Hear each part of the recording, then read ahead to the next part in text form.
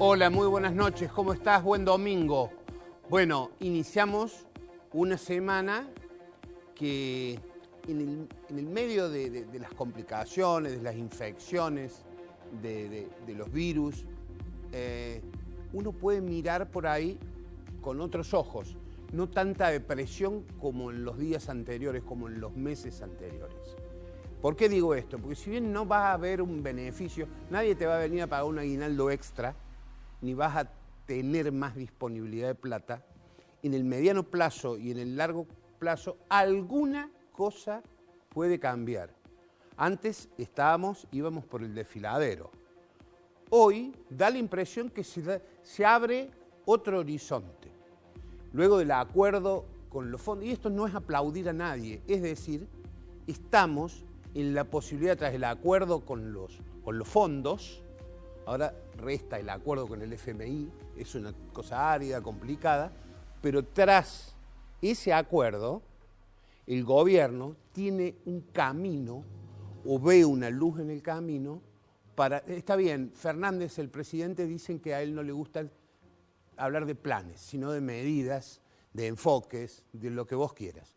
Pero puede haber alguna cosa que beneficie a la ciudadanía. Desde la política y desde la economía se habla de beneficiar el consumo, de una serie de cosas, de darle una mano a los exportadores, son todo declaracionismo por ahora. Está bien, eso es un tema. Pero esto habilita, insisto, un camino, la apertura de un camino. En el medio, la pandemia, el momento más crítico que llevamos desde que se inició esta cuestión en marzo pasado, desde el 20 que tenemos la cuarentena. Este es el momento más duro. Si será más duro, todo el mundo dice que sí. Pero bueno, aquel viejo dicho dice que para ver de qué pierna cojea, al rengo hay que verlo caminar. Por ahora esperamos. Y esta noche tenemos un programón. Agradecemos la presencia del viceintendente de Córdoba, Daniel Pacerini. Gracias. ¿Cómo está? Muy bien, placer. Gracias por la invitación, por otro vuelo. Por otro vuelo nocturno. Me ha venido trajo 2 tapabocas, uno inclusivo y el otro de San Lorenzo de Almagro, de sus colores. Y del otro lado, un hincha de Boca, amigo de toda la vida, somos del mismo pueblo, o sea que somos amigos desde siempre.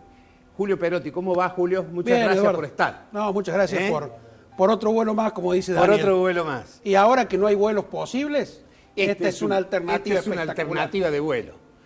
Bueno, Daniel, ¿cómo está la situación? ¿Es tan delicado como creemos el tema de la pandemia, el impacto en la ciudad de Córdoba? Sí, el impacto... No es exageración periodística, no. Exageración del COE, porque por ahí uno tiende a pasarse vueltas con este tipo de cosas, ¿no? El mismo temor te lleva... Creo que por ahí estamos monotemáticos desde... Yo recién cuando te veía en la presentación no pude abstraerme que mi último vuelo fue cuando todavía estaban habilitados los vuelos. Yo estuve en este programa el 3 de abril. Apenas arrancaban los DNU, apenas arrancaba la pandemia. Recuerdo que en ese programa estuvo la directora del Instituto de Virología de Córdoba. Alicia Cámara. Exactamente, y fue realmente un programa muy ilustrativo acerca de lo que se iba a venir. Y escuchándote recién, pensaba para mis adentro, ojalá que agosto empiece a marcar el fin, como vi en el primer programa cuando arrancaba, ojalá, y es una expresión de deseos, porque realmente el problema es preocupante y obviamente quienes tenemos responsabilidad tenemos que ocuparnos. Hemos escuchado a lo largo de esta monotemática cuarentena opinar a mucha gente responsablemente y muchos irresponsablemente. Los ¿Sí? Argentinos... Hubo mucha irresponsabilidad. Sí, absolutamente. A mí, obviamente, yo soy médico, tengo una mirada desde lo sanitario, pero también desde lo político, porque además soy padre, soy hermano, tengo familiares que están en lugares pueblos donde hay muchos casos. Estamos viendo en las últimas 3 semanas que en la ciudad de Córdoba, en la provincia de Córdoba, muchos departamentos. Bueno, la zona tuya está de la complicada. Ruta 9, toda la zona de Marco Juárez, Los Urgentes, localidades pequeñas de 2.700 habitantes con 80, 100 casos, Y obviamente una particularidad de lo que por ahí mucho no se habla, en muchos de estos pueblos, y ustedes vienen son oriundos de pueblos pequeños, saben que hay un porcentaje más alto en promedio de la población de gente de edad mayor, sí, que son las personas que tienen el grupo de riesgo, es más voluminoso en proporción en esos lugares, por lo tanto las preocupaciones del impacto sanitario en esos lugares son mayores. Pero te decía de la irresponsabilidad porque hemos escuchado hablar de esta pandemia a economistas, hablar de la pandemia y de la cuarentena a constitucionalistas, y hemos encontrado también la posibilidad de generar una grieta más, que creo que en ese sentido siempre uno trata de apelar a la responsabilidad, y lo decíamos en ese programa que vinimos con la doctora Cámara, que uno saca lo mejor o lo peor en estas situaciones. Y obviamente está costando mucho por el cansancio de la gente y hay mucha reacción frente a medidas que se toman, pero creo que el gobierno nacional, el gobierno provincial y nuestro gobierno municipal no dejan de ver que la primera de las prioridades tiene que ser el cuidado de la salud y la preservación de la vida, más en este momento donde estamos viendo realmente la mayor circulación comunitaria. Creo que todos sabemos y conocemos a algún amigo, algún familiar que o tiene un caso cercano positivo o le ha dado positivo. Esto no pasaba hace 3 o 4 semanas atrás y es un dato a tener en cuenta. Desde lo médico, ¿cuándo puede llegar el pico? Yo creo que estamos en el momento de ascenso y creo que el pico en las próximas 2 o 3 semanas, no dicho por mí, no, tomo palabra de gente que sabe más que yo. Vos tenés, tanto el sos mejor lector y analista de la situación. Sí, y obviamente me preocupo también por tener información, pero cuando uno analiza la curva hacia atrás, ve que estamos en el momento de pleno ascenso, y que obviamente vamos a llegar al pico seguramente, ojalá en 2 semanas, y que ese pico también implique que al momento comience a bajar. Pero estamos viendo los tiempos de duplicación. Yo lo escuchaba al gobernador en la conferencia que brindó el viernes, que uno de los datos significativos que la tasa de duplicación de casos se acortó y es de 14 a 15 días. Entonces estamos en un momento que más allá que todos estemos cansados es cuando más tenemos que cuidarnos. Hay que hacer el último esfuerzo. Así es, ¿no? Así es. Yo sé que no es tu especialidad, pero sos autoridad en la ciudad de Córdoba y de vuelta, vuelvo a decir, médico. ¿Cómo está la capacidad de camas en la ciudad de Córdoba? ¿Tenés alguna información sobre el punto? Sí, por supuesto. Todos los días se hace un reporte donde se actualiza la información, sí. Cantidad de infectados, la tasa de letalidad, la cantidad de gente que fallece, la cantidad de gente que se recupera. Córdoba en ese sentido viene dando una buena respuesta. El gobernador anunció el viernes que vamos a llegar a tener una mayor cantidad de respiradores y hasta el día viernes la cantidad de camas ocupadas en terapia intensiva relacionadas a estas infecciones respiratorias del COVID era de 30 sobre una cantidad muchísimo mayor. Hay muchísima capacidad operativa disponible, pero también con el dato que nos tiene que preocupar y que sabíamos que iba a pasar, que es el contagio de los equipos de salud. Tenemos el caso de agentes del Hospital Rawson. Es natural que eso pase. Sí, y aparte está pasando en un porcentaje inferior a lo que se está dando hoy en la provincia de Buenos Aires y en Capital. Allá están casi con arriba de un 10% de contagio de equipos de salud y en Córdoba estamos por debajo de un 4%, un 5%. De ahí que en la provincia de Buenos Aires en algunas localidades iba por el 15%, sí, 14%. Sí. El promedio está en 10-11% y en Córdoba estamos en un 3-4%. Lo cual es una buena noticia también. Sí, pero también tenemos que ser conscientes de que la gente que más se expone es la gente que atiende personas infectadas. Y hay equipos de protección personal, pero también hay pacientes que contagian más que otros. Como también lo dijimos ese día y no nos hemos equivocado, que lo dijo la doctora Cámara, el guión de esta película se iba a ir escribiendo arriba del escenario mientras transcurría la acción, porque es una enfermedad de la cual hoy todavía seguimos aprendiendo. Sí, hay que improvisar, ¿no? Hacer todo sobre la marcha. Se incorporaron síntomas, por ejemplo, como la diarrea, los vómitos y el dolor de cabeza, dentro de los signos que uno toma en cuenta para definir a un paciente como muy sospechoso para hacer el hisopado. Antes de ir a Julio, digo, ¿qué hay de eso de que ahora el virus ha mutado y es posiblemente menos letal que hace un mes? Yo creo que en realidad... ¿Es mito?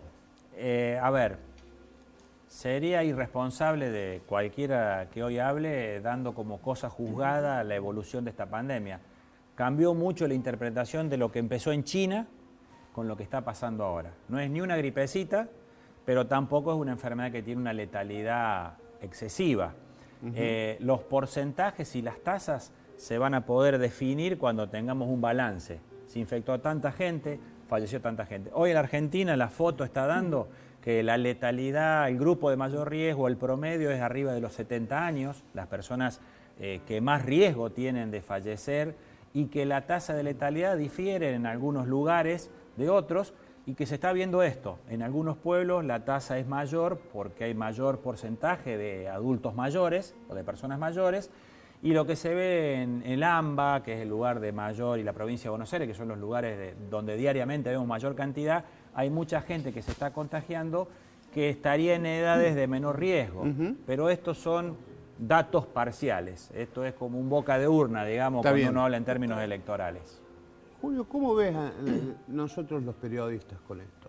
Siempre pregunto yo eso cuando tengo la oportunidad de hablar a un colega. Es una buena Porque esto es pregunta. semana a semana, ¿no? Es una buena pregunta, Eduardo, me parece que... Generamos temor, estamos por el Siempre camino al final correcto. Sí, siempre al final de cualquier proceso de este tipo donde hay cobertura que son muy intensivas y que al igual que la medicina vamos día por día, hora por hora viendo qué es lo que pasa, creo que deberíamos parar la pelota un poco, hacer un balance y ver qué hicimos bien y qué hicimos mal. Yo siempre la autocrítica es buena como aprendizaje hacia adelante, ¿no? Y en el periodismo eso, la verdad que en muchos casos creo que es una materia que está pendiente. Creo que todavía no hemos discutido cuál fue el papel del periodismo en generar tamaña grieta política. No lo hemos discutido. Hay periodistas de un lado, hay periodistas del otro, se sigue fogoneando la grieta, pero no hemos analizado qué flaco favor le hemos hecho a la sociedad y a la democracia tomando este tipo de posición. No lo hemos hecho. Yo espero que en algún momento podamos analizar también y podamos ir a aprender sobre las enseñanzas que nos dejó esta pandemia. Porque me parece que se ha hablado con mucha liviandad en muchos casos. Se ha hablado con mucha liviandad. Yo creo que de alguna manera Daniel lo subyace en su planteo y yo estoy de acuerdo con él. Porque no entendimos en muchos casos que las historias falsas, la información falsa, la infodemia que define la Organización Mundial de la Salud no es neutra, no es inerte en la vida, pero mira, ni siquiera, mucho menos en estas circunstancias. Yo lo analizaba hace un tiempo con unos amigos oftalmólogos y era un ejemplo que era casi, te diría que a esta altura lo miramos y es tonto, pero me parece que sirve como ejemplo. El señor o la señora abrieron su página de Facebook y encontraron de que había recomendada una gotita para curar la miopía. Fue al oculista, golpeó la puerta, doctor, sí, mire, yo vengo porque leí que hay una gota que la miopía, la hipermetropía, que es una maravilla y que ves como si tuvieras 20 años. El médico se siente y dice, mire señora, lamentablemente no es la cura no va por ese lado, requiere que haya una cirugía o la alternativa es esta otra. Esa persona se va del consultorio casi defraudada, ¿no? Se siente mal, porque no encontró la respuesta que venía a buscar, que era una ilusión. Digo, en esto hemos tenido, ¿cómo se llama la ciclorina? ¿Cómo es, Daniel? Hidroxicloroquina. Bueno, nunca me salió la palabra. Acordate de Bolsonaro. Que es una maravilla. Después veo, no me acuerdo si un rey de un país africano, de que el hijo se curó con limón y jengibre. Por amor de Dios. Digo, esas son las cosas que realmente provocan terrible daño. Está bien, no digo que esto sea el periodismo el factor de alimentación de ese tipo de... Pero creo que tenemos un papel, Eduardo, creo que tenemos un papel. No solo ahora nuestra responsabilidad como periodistas es generar los contenidos que debe llegar a la audiencia, sino además tenemos que hacer una curación de contenido. Plantearle a la audiencia, mire, esto no es así, no va por este lado, por esta razón, y apelar a los científicos, a los médicos, para que ellos de alguna manera expliquen. Esa es una primera cuestión. Y la segunda, me parece que en muchos casos hay una fuerte ansiedad por salir de la cuarentena. Yo he planteado, yo respeto la cuarentena, creo que hay algunas cuestiones que quizás debieron haberse abordado, no veo que haya un programa de salud mental para ayudar a despejar la cabeza del encierro, y eso la verdad que afecta, esto lo podrá decir el doctor Pacerini, a los niños, a la gente de mediana edad, ni que hablemos a los viejos. Es un problema cómo vamos a salir de esto, el famoso síndrome de la cabaña, esto es de tener miedo a salir.